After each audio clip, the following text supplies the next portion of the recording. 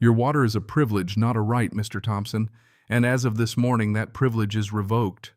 The sentence hung in the humid air like swamp gas, sticky and wrong.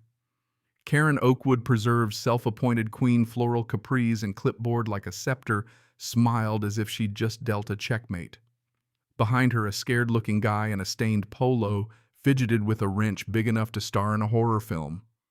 They'd just used it to literally sever my house from its own water supply. My wife Sarah stood behind me on the porch, hand over her mouth, eyes wide, not from drama, but from a precise animal fear. I could feel her panic as a physical thing washing across the lawn toward me.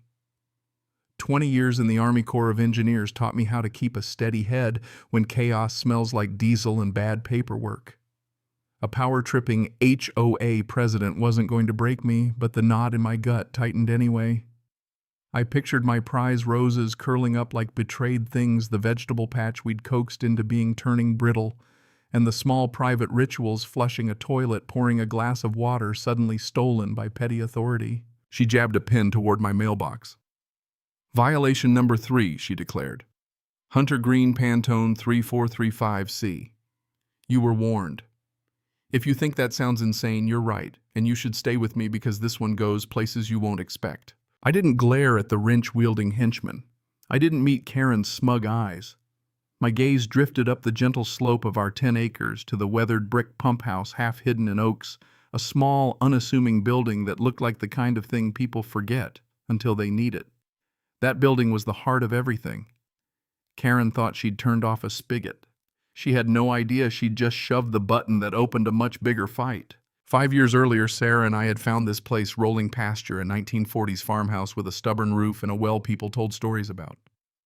The estate sale in a week in the Brittle County Records Office revealed the real prize, a deep artesian well connected to the Trinity Aquifer with its pump house and clear water rights written into the deed. It was ours in letters and ink and county stamps. It was quiet, reliable, and the kind of resource developers dream about when they draw glossy brochures. A year after we moved in, a company called Pristine Pines bought the surrounding land and dreamed up Oakwood Preserve, a clubhouse pool, beige, manicured sameness. Their lawyers smiled in our living room and offered money. We said no. They pressed for annexation. I said no again. Our property was never theirs. But they had a problem. Drilling a commercial well was a nightmare of permits and money.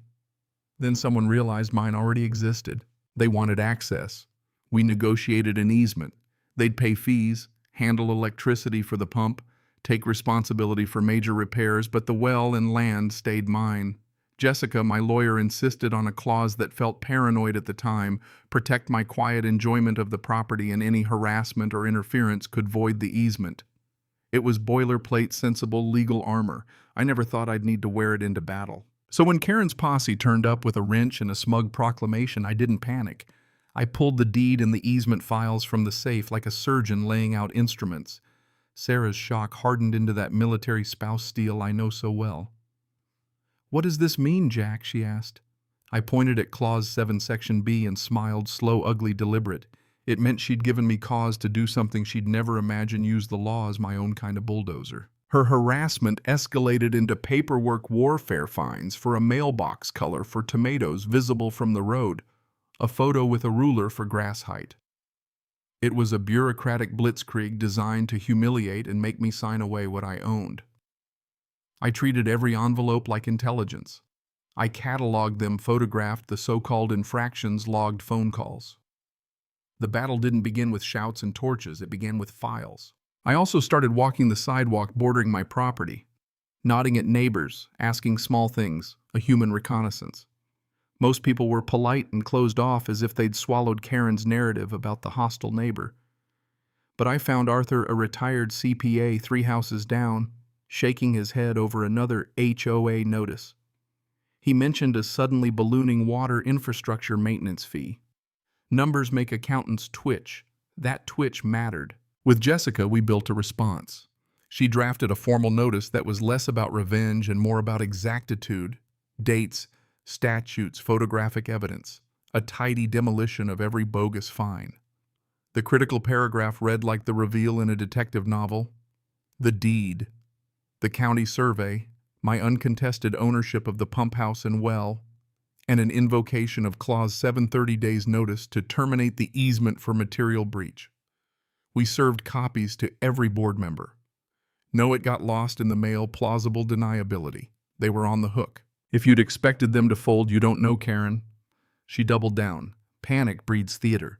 She called an emergency meeting and sent an email painting me as a villain, threatening the community's water, conspicuously omitting that she'd illegally shut off my supply and led the harassment.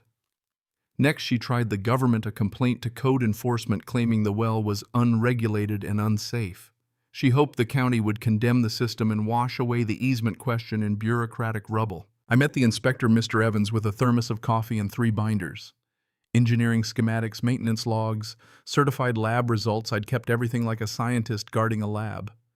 He walked the pump house, ran his hand along brick and brass, and took a water sample. 40 minutes later, he closed his notebook. No violation, he said. This is one of the best maintained private systems I've seen. His official report was dry and devastating complaint determined to be without merit.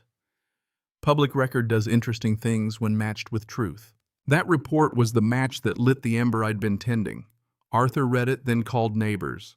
A retired Marine colonel and a young mother of 3 listened. Seeds of doubt turned to conversation, then to a quiet rebellion. I put up a sign for an informational meeting, and the turnout, 50 people on my lawn, packets of facts in their hands. Jessica, at my side, was the moment the narrative turned. I didn't yell. I told the truth, the deed, the audited inspection, the string of manufactured violations. Faces shifted from fear to anger. For a man who'd been labeled a villain, seeing the room, the neighbors turn their heads slightly toward their leadership instead of at me, was gratifying in a strategic, almost surgical way. And then the twist, the one that made everything nuclear. The community demanded an audit of the HOA finances. What the auditors found was not bookkeeping error. It was a scam with a thin corporate veil, a phantom company called Patriot Consulting Group, a recurring payment of HOA dues funneled there, an address that was a PO. Box, a disconnected phone. The name on the incorporation, Dennis Patterson, Karen's brother-in-law. The pattern of petty harassment suddenly read like a cover for embezzlement. She'd weaponized the HOA to silence the one person who could see and crucially expose the flow of money. At the clubhouse meeting, the heat was palpable. You could taste it. Arthur stood up and spoke numbers like a preacher reading Revelation. $58,400 collected. None spent on infrastructure payments to a shell company. The audit on the table, photos of canceled checks. Karen's mask shattered on live microphone. She ranted, she accused, she sputtered conspiracies, and the room recorded every second. A local reporter, tipped off by Jessica, captured the spectacle. Citizen justice met the court of public opinion. Resignations followed like falling dominoes. The DA opened an investigation. Karen and her brother-in-law were arrested. The new interim board, led by Arthur, walked to our house and offered a public apology and a check covering our expenses and damages. They asked to negotiate a new arrangement for the water, not as supplicants, but as partners.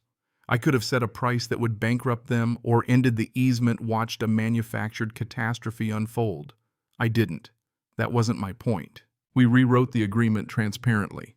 A fair market rate for the water audits, for the maintenance fee, into a dedicated escrow account, and my oversight of the system with full reporting. The pump house became a small, well-documented public trust. 2 weeks later, a sheriff's cruiser pulled up to Karen's immaculate HOA, approved lawn handcuffs, felony charges, a quiet legal end to a very loud, very ugly chapter. Watching her led away, small and defeated, had the unsentimental satisfaction of a system functioning. The neighborhood softened. The HOA became boring, which is to say, healthy. People planted non-conforming flowers. Kids left basketball hoops up. Property values rose because it turns out people like living among friends rather than fear. Sarah and I kept tending the garden. I kept the logs. I still go to the pump house sometimes just to listen to the steady hum of machinery, the sound of something deep and reliable drawing life from the earth. If there's a lesson here, it's not a lecture. It's a quiet, late realization you feel in your chest. Rules without accountability turn into tyranny. Authority without transparency turns into theft. Standing up not for spectacle but for principle and documentation matters. You don't always need to slay the dragon. Sometimes you just need to show a room the receipts. So here's what I'll leave you with. Justice felt like handcuffs that day, sure.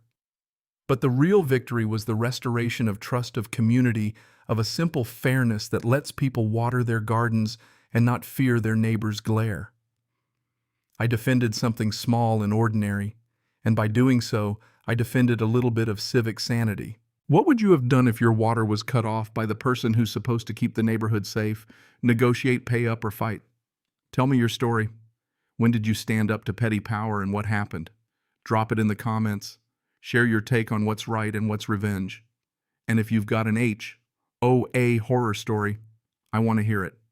Cảm ơn các bạn đã xem video.